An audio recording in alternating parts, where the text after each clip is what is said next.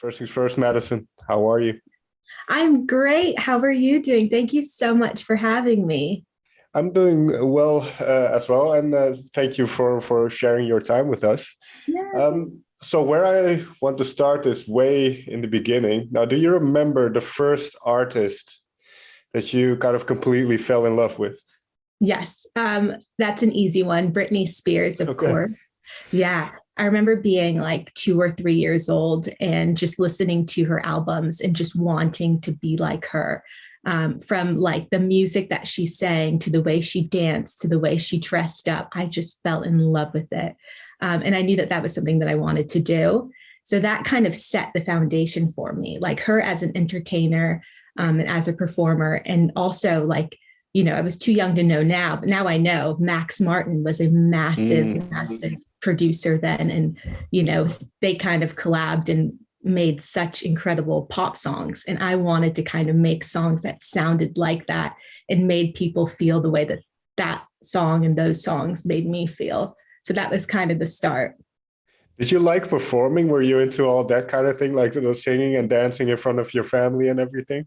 Yeah. Oh my goodness. And I was put in dance school when I was a baby, and also Okay. acting classes and stuff. And in the school, in my schools, I did the plays and the musicals. So I was always into it. And so that also having that as a young kid made me more kind of confident in my abilities and my music and my performing. And it's led me to where I am right now. So yeah, I was really involved in all of that. And at that point, you're still very, very young. So when did it become a little bit more serious? When did you start putting thoughts onto paper, for instance? Yeah, that's a great question, because I noticed around 11 years old is when I wrote my first complete song. And as I grew up, I noticed that I always get like little songs and melodies and humming random things. And I didn't know how to process that. But when I was 11, I really did dive in and I would start writing like 6 songs a night because I thought it was the coolest thing in the world. And I'd be writing about nothing because what can an 11-year-old write about? But it was just all imagination. And that was the start of my songwriting. Can you maybe remember one of those songs that you wrote? Do Yeah, you yeah, remember yeah. one? I think my first song ever was called Questions and Answers. And it was just about like a crush I had on a boy. It was super like Disney pop. And I still have that journal actually full of songs. I don't know, it's somewhere in storage, but I look back sometimes when I get my hands on it and I'm like, oh my goodness, like some things are horrible, but some things I'm like, oh wow, that was pretty profound for like an 11, 12-year old. So it's cool to look back, yeah, on that beginning. Yeah, that's great that you still have those as well. Yeah. Um, what did you? This is always a bit difficult to explain, perhaps, but what did you get out of it at that age? And then, especially as you mentioned, you don't really know what you're doing. You're still 11, but what did you get out of it? That's a really great question, too. I think that, I don't know, just having those moments when you're 11 and 12, like kids at school can be mean, or, you can't fully express yourselves to people. And I think putting it down on paper really was therapeutic. And it just kind of gave me an understanding of who I was as a kid growing up. Certain thoughts and expressions that I couldn't verbally communicate, I saw them coming to life in my songs.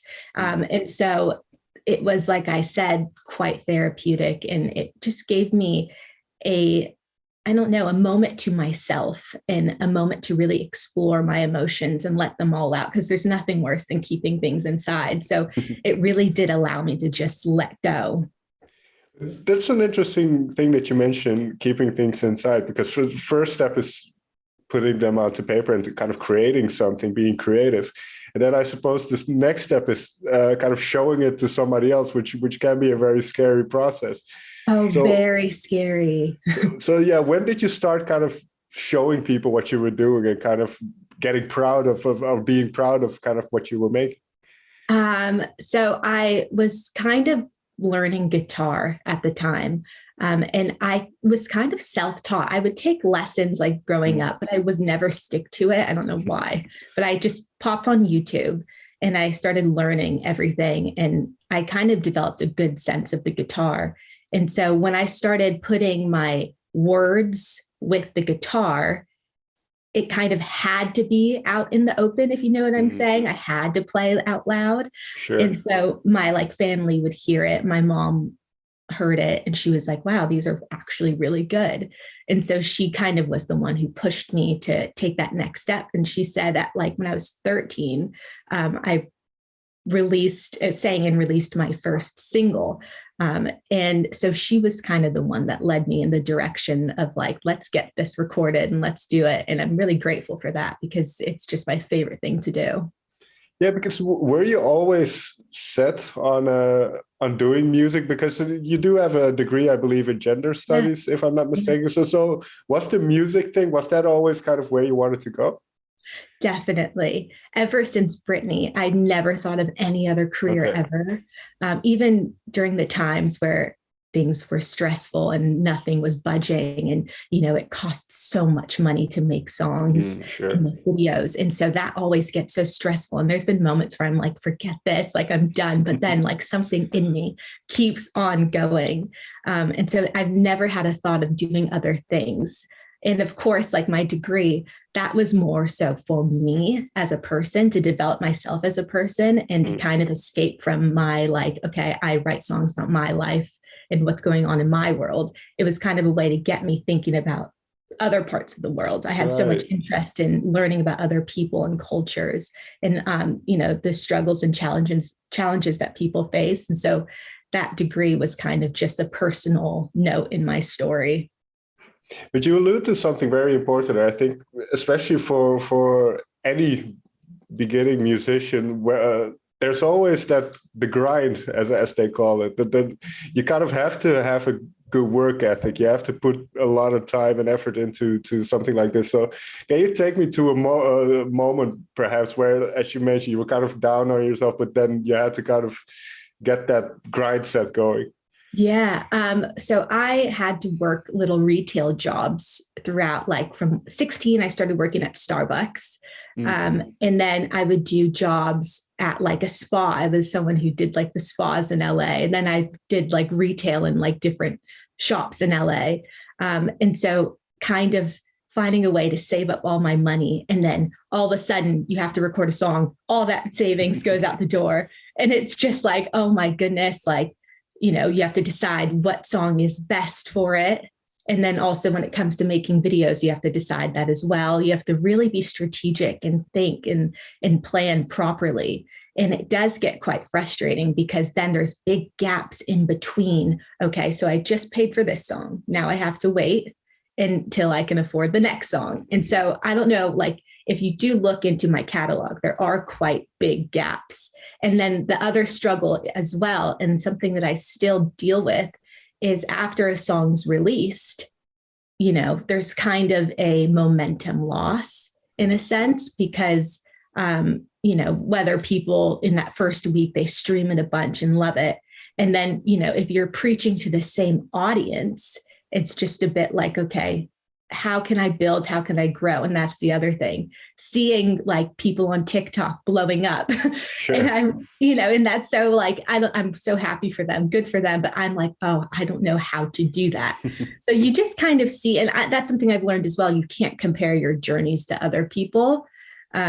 Everyone's path is so different. So sure. I don't know, like, I don't think I'm the type that would blow up on TikTok, but something else might happen for me. So that's also part of it, just having the hope and belief that it will happen. But the journey is frustrating. I can imagine, but it's as you mentioned, when you have a passion for something, that will keep you kind of on track, right? Yes, most definitely. So talking about kind of those gaps in releasing, so releasing the Chronicles of Lovers, was that a big step for you, where you kind of had this body of songs? Yeah. That, oh my goodness, that was a massive step, because I had mentioned this before, but I had kind of come up with that title like years ago, before the project even had any sort of direction. I knew that I wanted to make an album that was a full-on love affair from beginning to end. And I had no love experiences at the time I wrote the title down. Mm-hmm. And then all of a sudden I came into myself and I started dating, and then like this body of work was forming by itself. And so by the end, when I recorded the last song on the album called Let Go, the very last word is goodbye. And then I noticed that Virgin in a Red Dress, the very first word was hello. And so it was just this completed body of work like I had hoped and like I had envisioned. And so that was a massive, like, just personal accomplishment for me. And I got to work with really great, cool people on that as well. The producers that I was working with, Kyle Shearer and Dibs, who I just love. He's amazing. And they've worked with such great artists like Dua Lipa, even. Like, it's incredible. Right. Mm-hmm. So being able to kind of be in the studio with them, I learned quite a bit. And so that was also growth in itself. That was my very first project. And so I don't know, now I take all those lessons learned with me to this day, even though I'm not working with them specifically. Sure. I just kind of, it's a growth, a journey of growth. Yeah. Do you have a sense then now of kind of what direction you want to go in there? I mean, these days it's a little bit more open, I would say, because genres seem to matter a little bit less than perhaps they used to. But for instance, your latest single, All My Wishes, it has somewhat of a country vibe, and it's not very similar to some of the songs that you made in the past. So do you kind of have an idea where you want to go with the music, or is it still open?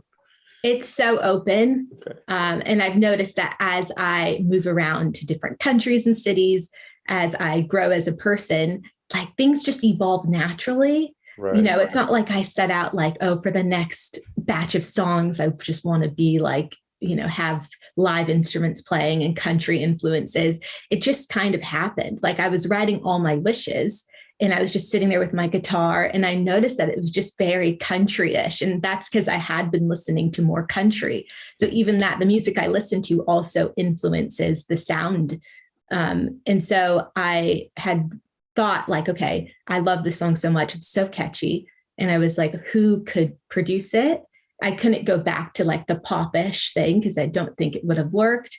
So I thought of, what country artists do I love? And I thought of this song called I Hate This by Tennille Arts. And I looked up who produced it, and I found him, Adam Wheeler. And I reached out to him and I was like, I have this country influenced song. Can you listen to it? Would you produce it? And he loved it and he did it. And I'm so happy with how it turned out, because he did it in Nashville. Like, he's an authentic country guy. And so you can hear that authenticity on the song. Yeah, well, what I personally like about country music is the storytelling. So with All My Wishes, what was the story that you wanted to tell? Yeah, so it was really fun to write that one, because I was just playing up different metaphors of how it feels to kind of fall for someone and wanting someone so desperately and so badly. And like the second verse, I'm the most proud of, because it has this metaphor of like a gymnast about to face their doom, kind of taking that leap and jumping, and you stick the landing, and I ask, were my theatrics enough to please you? You're just doing everything you can to make this person impressed, to try to get them to like you as well. So that was the story, just every single wish that I would make growing up, and I would make some crazy ones. Like, if I saw a fountain and people were throwing coins in a fountain, I'd participate, saying, can he like me back? If I saw a shooting star in the sky, I'd make a wish on the shooting star. And so just all those little moments, just to try to get the universe to make someone like you. Did you ever find yourself in this position where you kind of asked the universe for help? Oh, yes. Oh my goodness. Like, my entire life, that's it summed up. I feel like this song sums up everything for me. Well, that's interesting, because you mentioned, did mention you kind of also try to inhabit the ideas of others. Kind of part of why you went to college is so you can understand other people and the lives of others better. But do you write very autobiographically? Yeah, I do. And I found that recently as well, I've kind of been going back to the imagination thing, because that's, as I mentioned, when I was 11, that's what all I would do. And I found that recently I'm kind of going back to that as well. And it's been so fun. Like, I have a song that's going to come out soon, maybe the end of the year. And that's all imagination based. And it's one of my favorite songs ever, because I feel like a lot of people can empathize And I kind of write from that empathy perspective as well. That's something that I learned in acting school, actually, was just the importance of empathy. And so writing a lot of music with that lens on it has been really cool. So a lot of it is autobiographical, but lately it's gone back to that imagination. As far as I could tell, and maybe I'm wrong in this, but a lot of your songs deal kind of with interpersonal relationships and romantic relationships. So do you learn something from kind of delving into those thoughts, and do you kind of, can you apply them to a potential next relationship, for instance? Yeah, like, I mean, if you listen to all my songs, like In the Morning, and then you've got Virgin in a Red Dress, you've got If We Fall, they're all about like, this guy does not like me. Clearly, if I'm begging, he obviously doesn't. And so as something I've learned as I've gotten older is, love should never be forced, and it should never be that desperate. And so that's something I've learned, just to let go. If it's meant to be, it will be. In all those songs, none of those relationships worked out. So it's something I've learned. If I'm trying too hard, it won't happen. But at least you had a nice song to Yes, at the end, right? yes. Kind of to round off then, what are you working towards? You mentioned really thinking about releasing a song at the end of the year. Are you thinking about doing another body of work, or we do live in an age where you could just release singles if you wanted to? I believe in bodies of work. Okay. I love singles, but I just believe in bodies of work. I think that every project should just have a theme and a story. I love concepts so much. And so I've been working on a body of work for a while now. And I, once again, had a name, and I'm just kind of figuring out all the different themes and aspects that will follow that. So I'm kind of doing the same exact thing I did back then, but just in a more mature sense. And so definitely working on that, but also just playing live shows. That's the next step, because I've noticed that, like I mentioned before, when I put out a song and then a week goes by and the streams slow down, live music kind of brings it back to life. And I've had a lot of people tell me like, oh my goodness, I didn't realize how great that song was until you sang it live. So I think it gives it a new lease on life. And I really am excited to keep playing live shows around LA. And also I have opportunities in the UK as well to do it. So I would just love to get out there consistently and play. That's the next step. Yeah, as you mentioned, I think live is in particularly, I can't say the word, particularly, is a good way to kind of build an audience from the ground up. So yeah, now that the world is opening up again, hopefully you can play a lot live. Well, what was one thing that once the world has opened up and you were able to play a show again this year, what was that like? And how do you feel that, because then you have an immediate connection with the audience. I mean, the past 2 years, you just see numbers on the screen or names on the screen, and now you can see people, you can look them in the eye. So what has that been like, going back to that? It's incredible. That exchange of energy is the coolest feeling in the world. Just seeing people sing the words to your songs and just the excitement. I think a lot of people were just ready to get out there and hear live shows. So they brought such a massive energy. And that's something that I'm so grateful for. And I'm getting chills thinking about it, because the exchange, as I mentioned, is just the coolest thing. Final question then. If I ask you about your favorite moment on stage, what pops into your head?